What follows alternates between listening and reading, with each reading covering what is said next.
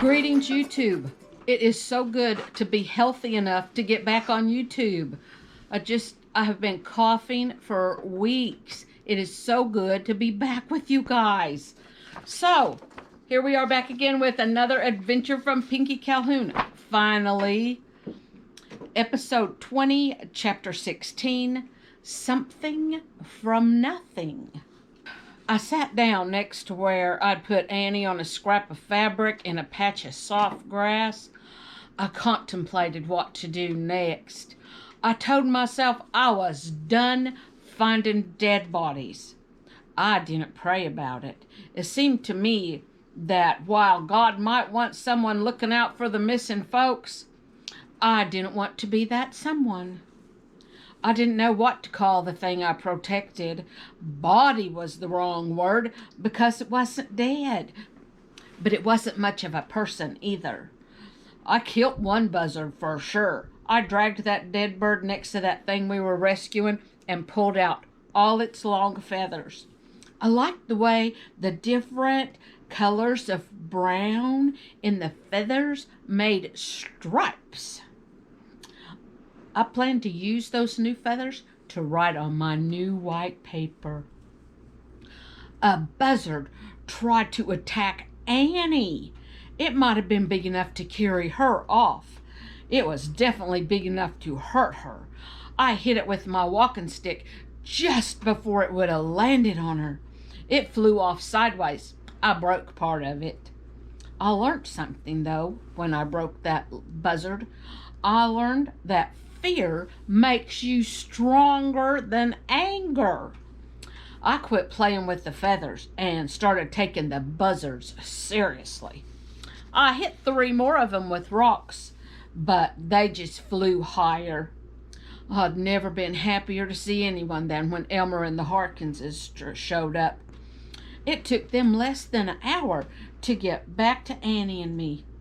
Mrs. Harkin looked fresh and lovely and clean. I didn't want to touch her because I was grubby. She put her arm around me and she carried that grubby baby. We walked to her house while Elmer and Mr. Harkin took the nearly dead thing to town. I wondered if the buzzards would eat the fish or if Elmer and Mr. Harkin might give it away while they were in town. The men will take whoever it is to Doc's place. He or she would have died if you hadn't found him. That makes you a heroine. Even if they'd have rather died? She made a funny noise and made some hem and hawing sounds before she admitted, most of us think that sometimes. Life gets rough, and we wonder if we wouldn't just be better off dead. When our crises are over, we sometimes wonder what was wrong with us that made us think those dark thoughts. We're humans, we're fallible, but we pull ourselves up and we go on. Did you ever have to pull yourself up? She laughed then. It was a low and throaty sound, but not a funny laugh. Oh yeah, I caught my betrothed, Edward, kissing my mother on the day before our wedding. I screamed and Papa came running in. He shot them both. I don't think ordinarily they'd have put him in jail, but we had a brand new police chief who was a bit overzealous. 2 of Edward's brothers murdered Papa. There's no other word for it. He was locked in a cell and they snuck a gun in and killed him. The police chief killed them both. Edward's baby brother, Maximilian, killed the police chief. He tried to make me marry him. A judge had to step in and stop him. The judge ruled that I deserved a couple of months to mourn my parents.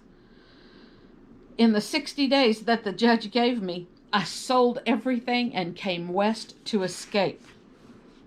How did you escape? I bought a train ticket to Denver City. I found the ad for a teacher in Walsenburg in the Denver City newspaper. That's how I ended up here. Oh, yes, Pinky, I went down a rough road to get to you. When you rescued me from Rufus, it reminded me of escaping from Max. Fear had nearly paralyzed me until you walked in. Where is Max now? She pursed her lips and didn't answer right away. She sighed a couple of times. Finally, she admitted, he followed me when I left Rochester. Papa and Mama and I had a lovely house overlooking Lake Ontario. I had to sell our home and all our beautiful things, and it seemed like it would take forever. Max came by nearly every day. He tried to make me believe that the police officer had drawn on him first and he had to kill that officer in self-defense. Everyone believed him but me. His father paid his bail. The judge must have set it low as a favor to his father. I can't prove that. She busied herself putting water on to heat. Lots of kettles of water on to heat. Her hands shook something awful. Anyway, I had quite a bit of money from selling our home and all our furnishings, and Max wanted that money more than he wanted me, I think. He followed me as far as St. Louis. He tried to get into my hotel room when I'd gone shopping, but I'd warned the owner and the desk clerks that a crazy man was following me. The clerk on duty took him to the floor above mine and showed him a magnificent room. And while Max waited there for me, the clerk somehow secured the door so that it wouldn't open. Max climbed out the window to try to walk down the ledge to another room. He slipped and fell 4 floors. I had just stepped out of the tea shop across the street when he fell. I saw and heard him hit the ground. I will never forget that sound. I had to identify him for the hotel and for the St. Louis police. That must have been awful. We couldn't tell who the boy we found was. Her mouth dropped open. You found another body? A sad humph came out of my mouth. When I could talk again, I admitted, we haven't got much else done today. I'm so sorry. She wrapped her arms gently around me and held me tight. Me too. Suddenly, I was all used up. Can you watch Annie while I take a nap? I'm about done in. I'll sleep in the barn if it's okay. No, that's not okay. You may not sleep in the barn. It's nearly dark. The men won't be back for at least an hour. Strip off your clothes and take a bath. She pulled a tub inside and started filling it with hot water from the stove. She gave me a bar of some special kind of smell-good soap, and she washed my hair. When I was cleaned up to her satisfaction, she put Annie in the tub. I never seen that baby go so crazy in water. It reminded me of Fatty and Buddy. She kicked and screamed and laughed and splashed water everywhere. She didn't even mind kicking water in her own face. Mrs. Harkin tucked me into her bed wearing one of her softest night dresses. In just a few minutes, she tucked Annie right in next to me. I don't think I ever slept so hard. I woke up to the smell of bacon and biscuits. I stumbled around trying to figure out where I was. Mrs. Harkin heard me and came to get me. She led me to the outhouse. When I finished in there, I stumbled outside into the sunshine. The sun had gotten back around to the east somehow. Maybe I slept all night. I held up the hem of the nightdress and made it back to the house. My clothes were laid out nice and neat and clean on her bed. I changed quick like. I could hear Annie talking to Mrs. Harkin. The teacher talked to her like she understood every word. But when I listened close, Mrs. Harkin's sentences were just a list of all the states. I had had to memorize all 38 of them. I never thought to teach 'em to a baby. There you are. Are you hungry? She smiled and held up her spatula. I nodded, then remembered my manners. Yes, ma'am, I could eat if it's no bother. Her smile vanished. Oh, Pinky, you will never be a bother to me. Sit here. She put 3 eggs and 2 biscuits and some bacon in front of me on a plate. Then she put a big dollop of butter and a spoonful of wild grape jelly on my plate, too. She gave me a cup of cold milk. Take your time eating. Mr. Harkin and Elmer ate earlier. They went back to your place to see what could be done there. My brain went blank. What can you do with nothing? She smiled. I could hear it in her voice when she talked. If you get a piece of paper that has a drawing on it, you can color it to make it different from everyone else's papers, right? Even if all those papers have the same drawing. I nodded, wondering where she might be headed with this conversation. If you get a perfectly clean piece of paper, you don't have to color anyone else's design. You can choose to keep it blank and pretty. You can write words that make sense or not. You can draw pictures. You can tear it up and use it to start a fire. If you have a blank page to start with, your possibilities are endless. I put down my fork and listened. Do you remember what your house looked like? I closed my eyes and remembered sitting at the table, watching Ma standing at the stove, cooking that big fish she caught. I saw Pa wrap his huge man arms around her and kiss her, and a tiny tear slid down my face. He sure did love her. Miss Harkin wiped my tear away and kissed my head. Your ma told me she didn't know what they were going to do when Annie was big enough that she didn't need to sleep in their room anymore. Annie would still be too little to climb into the loft with you and Elmer. Your ma also fretted that you and Elmer were getting big enough you didn't need to be sharing a room anymore. We're sleeping in the cave. We share an even tinier room with Annie now, I admitted, thinking of our new room as the bench we slept on. Yes, but you won't live in the cave forever. Your parents may not be home for a while yet, but it would be best if they came home to plans rather than to nothing. Elmer drew a house that he and Mr. Harkin are going to measure out today. They may build a barn first.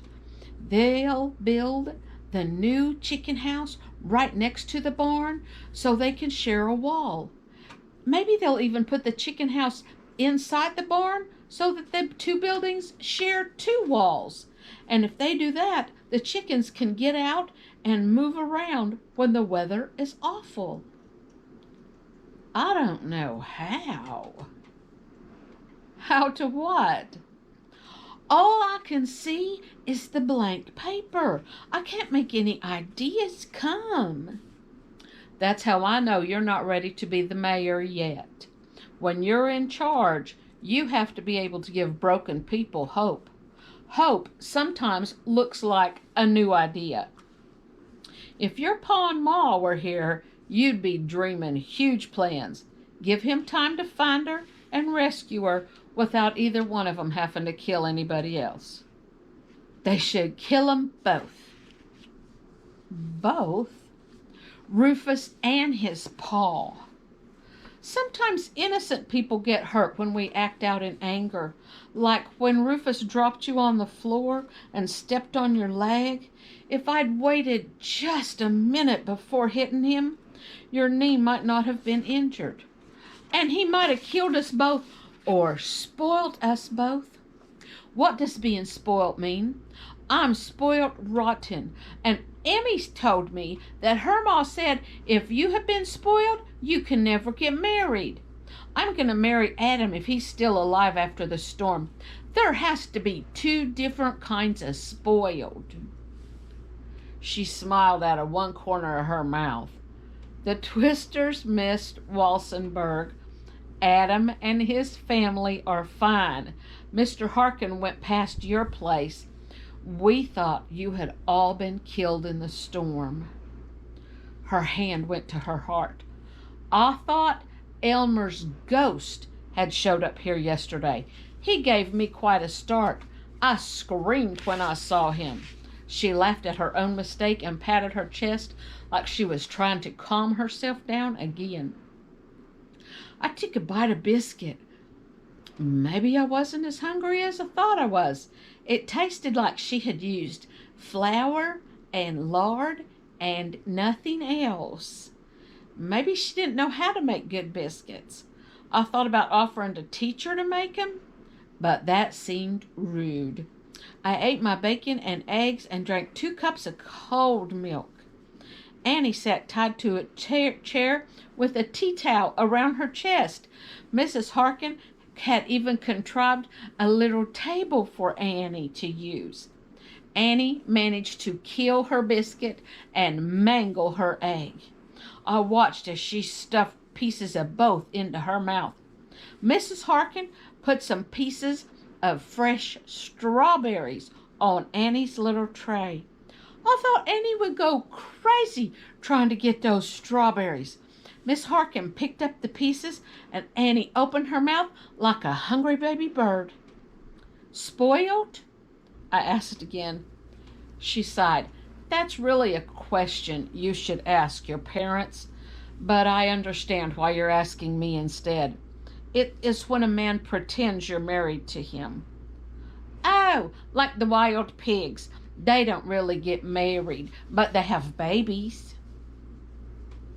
A funny snort came out of her throat. Like that. And you didn't want to be fake married to Rufus? I didn't want to be in the same room with him. There's something very wrong with that whole family. They stole Ma. Don't you worry about your ma. If your pa doesn't rescue her pretty quick, she'll have rescued herself before he can get there. My mouth smiled, but it didn't reach my heart. Ma might have rescued herself already, and they might be on the way home. I held on to that thought for a long time. 3 lonely weeks passed. We worked so hard, we didn't have time to complain. Elmer built a little pen for Annie, and she knocked down one side of it and crawled off. Mrs. Harkin rigged up a holder so that I could tie Annie in the tree and let her swing in the breeze. I could also tie it around myself and carry Annie around with me and still use both of my arms. I found wild strawberries and dug them up, and Elmer and I planted them in one corner of the garden. I also found onions and garlic growing near the river where Ma had found those yellow narcissus flowers last year. Mr. Harkin and Elmer went to town and ordered a cabin from a catalog at Kruger's. It cost nearly 1 whole gold heart. The evening after the load of wood and supplies had been delivered, Mr. Harkin stopped by to see me. Pinky, my girl, let me see those knees of yours. He tossed me up into his saddle and slid my dress and my bloomers up over my knees. I never would have let Fishface do that, but Mr. Harkin had warned me first. He checked out one knee and then the other, and last he looked at my scarred hands. He twisted them this way and that way, checking them out thoroughly. I looked at his face, and for the first time, I saw the scars where Letha had slashed him with that whip. He nodded when he noticed me examining the lines on his face. We've got scars, you and me. Scars don't tell what happened to us. They prove we have what it takes to survive. If you hadn't come after me, these whip marks would never have healed into scars. If you hadn't saved my life, I'd have never married Mrs. Harkin. If you hadn't saved my life, our son or daughter wouldn't be growing in Mrs. Harkin's tummy right now. I owe you my child's life, too. Pinky, never stop believing in yourself. You are stronger and better than you know. He blew his nose onto the ground and thumbed tears from his eyes. You will forever be my hero. Forever. With that, he pulled me off his horse, gave me a fast, hard hug, and stood me on my feet. I stood very still, staring after him until he'd ridden out of sight. In those few seconds, he'd given me a new way to look at my scars, like they were medals I had earned. The hard way. I smiled and got back to work. Our farm had been torn apart by that twister. It hurt, but together we could stitch all the little pieces back together, one at a time. Thank you so much for listening. Thank you those of you who have called me and caught me up when I was in town and said, hey, get back to writing more Pinky. Well, Pinky's already all written. It's just not all recorded. But I get the message. I'm so sorry that I have been sick and out of pocket, but this is the first day that I have felt like I could talk through it, and I'm going to have to, I will edit the video and cut out the coughing fits, but at least I felt good enough to get it recorded. And thank you so much for your patience. Thank you for listening. Stone Cabin Adventures with Kevin, who is off that way playing on the computer, Kevin and Lorelei, and we love you, and Jesus loves you more. Mwah. Bye. All right.